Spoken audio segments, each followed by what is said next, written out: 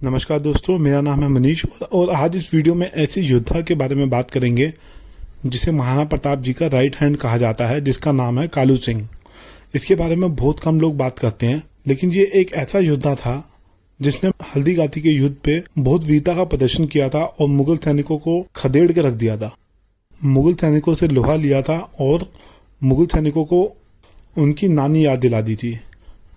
कालू सिंह एक डाकू थे।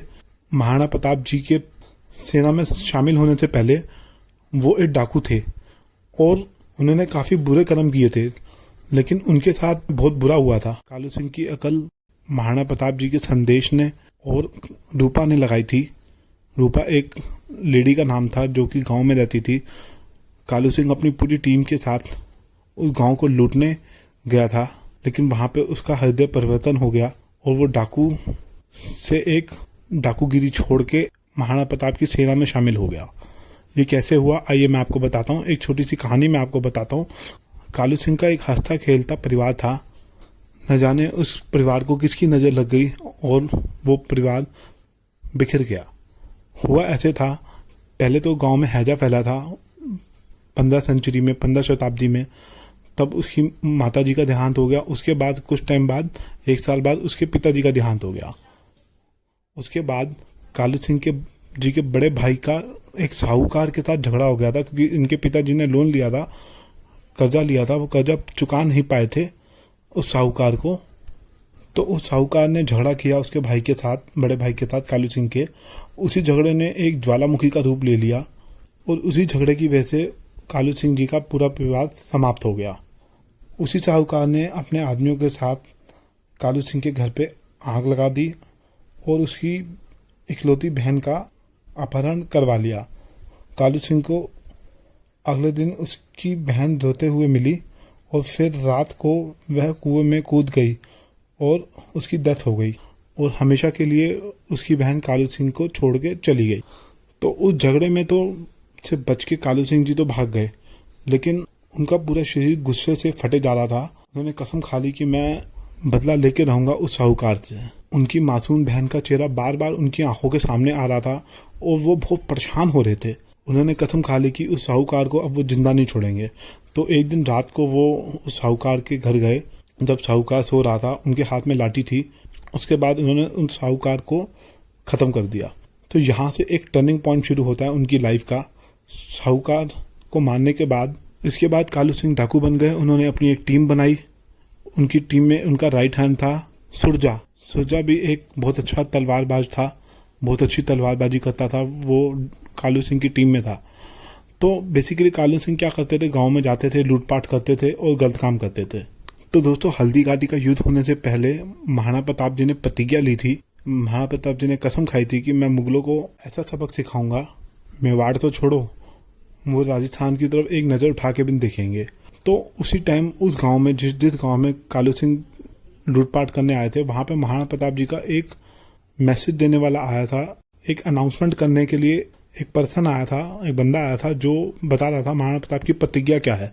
तो वो प्रतिज्ञा सुन के कालू सिंह के पैरों से ज़मीन खिसक गई और उन्होंने तभी से प्रण लिया कि अब मैं महाराणा प्रताप जी की टीम में शामिल होऊंगा और मुगलों को अच्छा सबक सिखाऊंगा।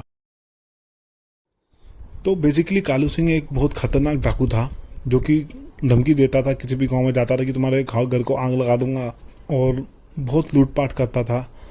तो उसकी अकल एक रूपा माता ने ठिकाने लगाई थी, एक लेडी ने ठिकाने लगाई थी, उसका नाम था रूपा। तो एक गांव में वो गए लूटपाट करने के लिए एक दिन। तब वहाँ पे उन्होंने ऑलमोस्ट सारा काम कर लिया था, लूटपाट कर ली थी। तभी जब वो लास्ट घर को कालू सिंह लूट रहा था और उसने एक लेडी का हाथ पकड़ा और उसको अपने साथ ले जाने वाला था, तभी उस रूपा ने उसका विरोध किया। उसको बोला कि तुम अपने आप को मर्द समझते हो, लूटपाट करना और गंदे काम करने को तुम ये समझते हो कि तुम बहुत बड़े मर्द हो, बहुत बड़े हीरो। रूपा माता ने कहा कि असली मर्द तो वो है जिसने एक कठोर प्रतिज्ञा ली है, जो कि थे महाराणा प्रताप जी। तभी कालू सिंह के मन में जिज्ञासा हुई कि मैं भी उस मर्द के बारे में जानूं, उसकी प्रतिज्ञा सुनूं। तो ढिंडोरा पीटने वाला गांव में आया हुआ था। तो कालू सिंह ने आदेश दिया कि उस ढिंडोरा पीटने वाले को बुलाया जाए। तो उसके बाद कालू सिंह ने प्रतिज्ञा सुनी। प्रतिज्ञा सुनने के बाद उसके अंदर से बिल्कुल चेंज हो गया माइंड। उसने पढ़ ले लिया कि मैं देश की सेवा में अपना आने वाला जीवन लगाऊंगा। कुछ दिन के बाद उसके बाद कालू सिंह महाराणा प्रताप जी से मिलने गए। महाराणा प्रताप जी ने जब पहली बार कालू सिंह को देखा तो काफ़ी खुश हुए महाराणा प्रताप जी। उन्होंने देखा कि कालू सिंह का हट्टा कट्टा शरीर है, वो शरीर से तंदुरुस्त हैं।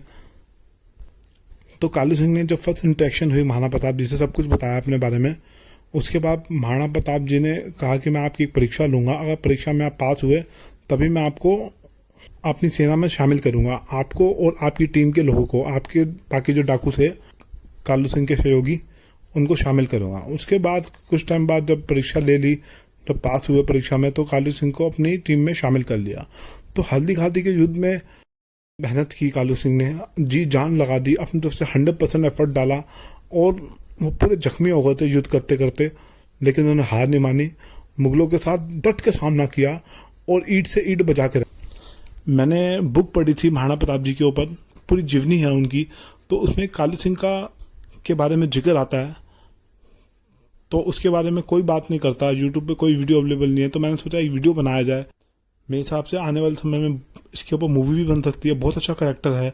तो मैं तो काफ़ी इंस्पायर हुआ मूवी देख के, मुझे दुख भी हुआ कालू सिंह की मूवी सुन के, कालू सिंह के बारे में जान के, क्योंकि पहले उनका पूरा परिवार ख़त्म हो गया, उसके बाद वो डाकू बन के फिर उन्होंने बुरे कर्म भी किए, लेकिन उसके बाद रूपा ने जब उनको चांटा मारा और उनकी अकल ठिकाने लग गई, उसके बाद उन्होंने झंडे गाड़ दिए अपनी ज़िंदगी के अंदर, अपनी जान की परवाह नहीं की, किसी चीज़ की परवाह नहीं की, मुगलों के साथ युद्ध लड़ा और मेवाड़ की आन बान शान के लिए अपना पूरा जीवन कुर्बान कर दिया।